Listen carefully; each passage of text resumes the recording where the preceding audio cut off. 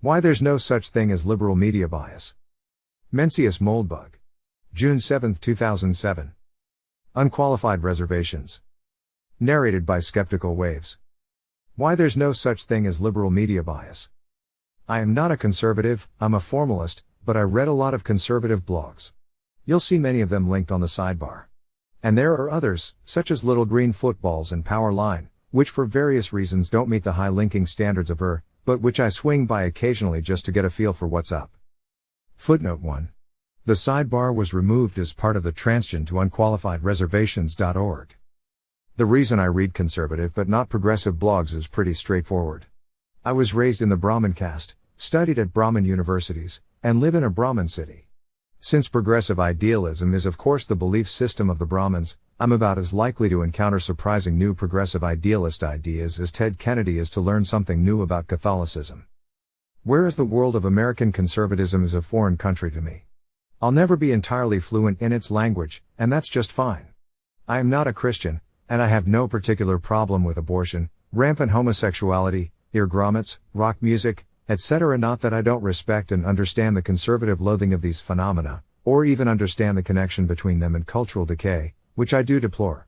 It's just that I think of the kinds of issues that most annoy conservatives as symptoms, rather than causes, and I neither have a visceral emotional reaction to them, nor think attacking them will do much to solve what I see as the underlying disease. It's hard for me to escape the general conclusion that conservatism is a losing cause. In fact, I think it plays more or less the same role that the generals did for the Globetrotters. The name of the game is American public opinion, and American public opinion on any issue you can name in 2007 is far, really far, to the left of where it was in 1957.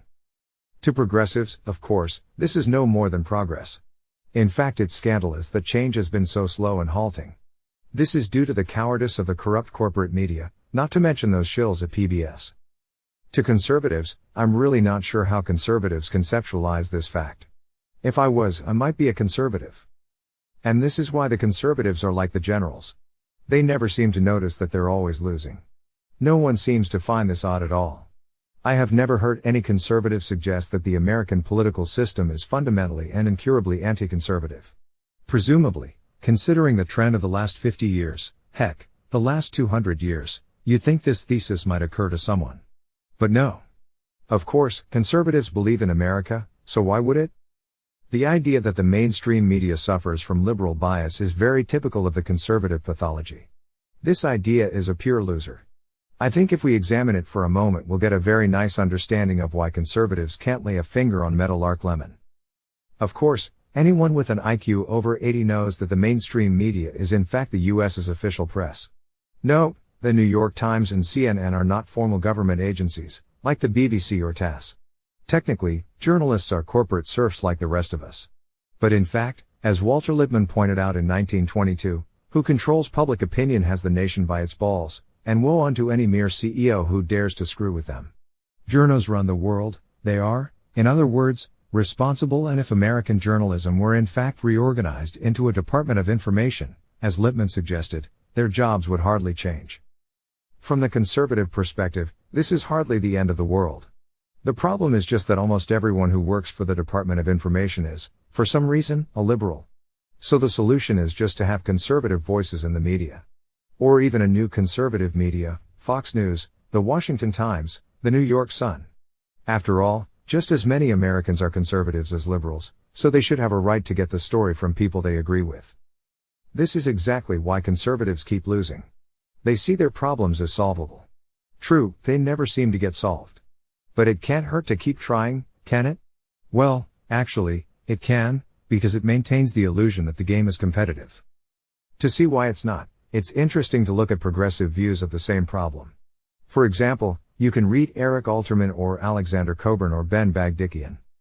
From the perspective of all three of these gentlemen, and they are not at all exceptional, the media is actually hopelessly conservative. And when you read them you understand why. It is conservative because it is more conservative than they are, and since they are right, this can only be explained by insidious media monopolies, which have reduced the supposedly independent, courageous crusading journalist to a mere corporate shill. This viewpoint is actually quite reasonable. First of all, everyone thinks of himself as right. To think otherwise would be inconsistent.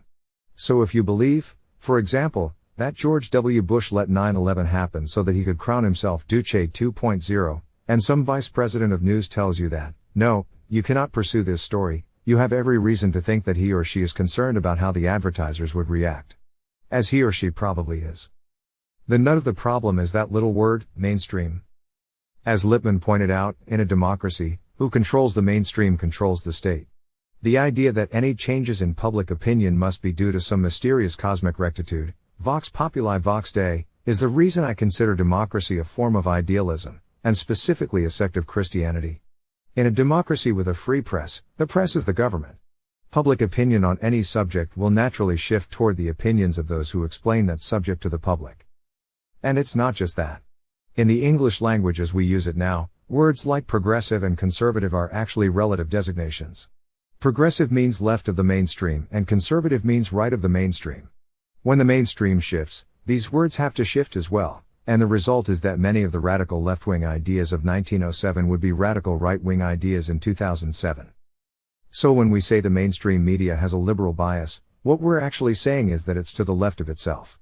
This claim is obviously false, and Alterman and company are on perfectly safe ground in ridiculing it. And this is why conservatives fail.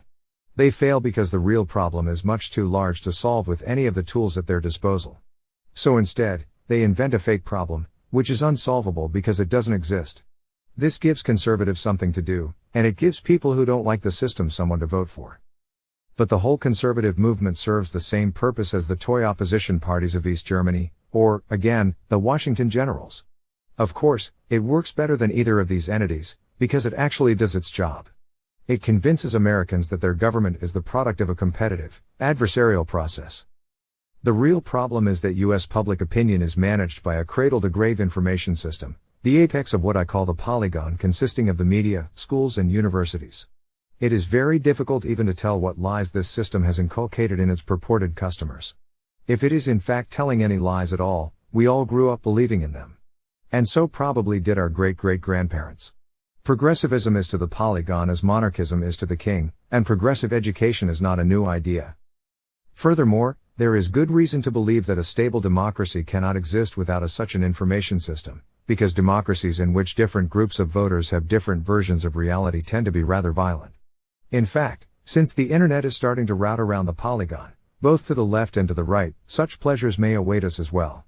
As Trotsky put it, you may not be interested in war, but war is interested in you.